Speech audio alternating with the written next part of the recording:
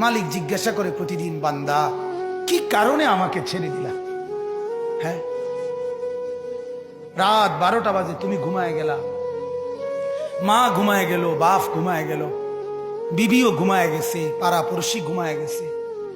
আল্লাহ বলেন, আমি তো ঘুমাই নাই বান্দা, আমিও তো ঘুমাই নাই। সারাদিনে আমিও তো জগৎটা পরিচালনা করছি, তবুও তো আমার কোনো ক্লান্তি নাই, আমি তো ঘুমাই নাই। কেন ঘুমাই নাই জানো বান্দা?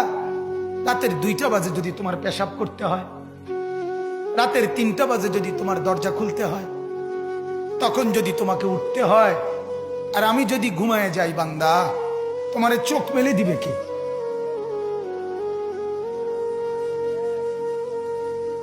এই বাপ, চোখ মেলে দিবে কে?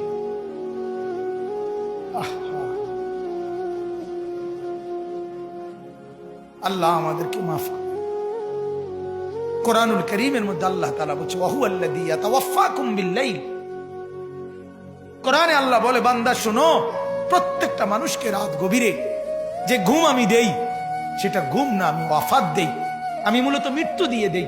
আবার আমি দয়া করে একটা নির্দিষ্ট সময় পরে চূড়ান্ত মৃত্যু দেব বলে আমি আবার সেই হায়াত সকালবেলা যখন জাগতে শুরু হয় তখন আমি ফিরাই দেয় আল্লাহ। এমনও মানুষ আছে পৃথিবীতে, রাত্রিবেলা ঘুমাইছিল ভালো মানুষ, সকালবেলা আর জাগে নাই।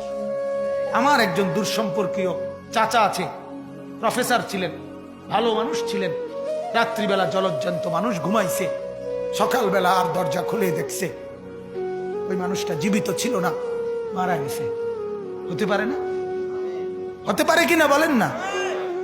তাইলে বছরের পর বছর, মাসের পর মাস, এই বাপ, বাহিরের কারো চিন্তা করে বাদ দেন। আপনারা যারা বসছেন, আপনাকে বলছি, আপনি কষ্ট করে বসছেন, রাতের 12টা বাজে, রাতের 12টা বাজে, এত কষ্ট করে বসছেন, বিনিময়ে একটু ভাবেন, একটু ভাবেন, অনুরোধ আমার, একটু ভাবেন।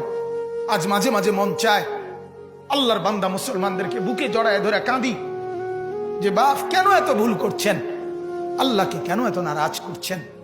যার বিবি বেপর্দা, আপনি আল্লাহকে কত পরিমাণ নারাজ করাচ্ছেন।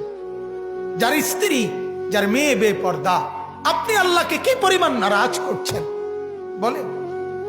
এক কুকুর মরলে, লাশ ফেলে রাখলে যেই দুর্গন্ধ ছড়ায়, সেই দুর্গন্ধে অল্প কিছু মানুষের কষ্ট হয় কিছুক্ষণ, কিন্তু এক নারী বেপর্দা হাঁটলে যে যুবকগুলোর চরিত্র নষ্ট হয়, সেই নারী এক মরা লাশওয়ালা কুত্তার চাইতেও বেশি দুর্গন্ধ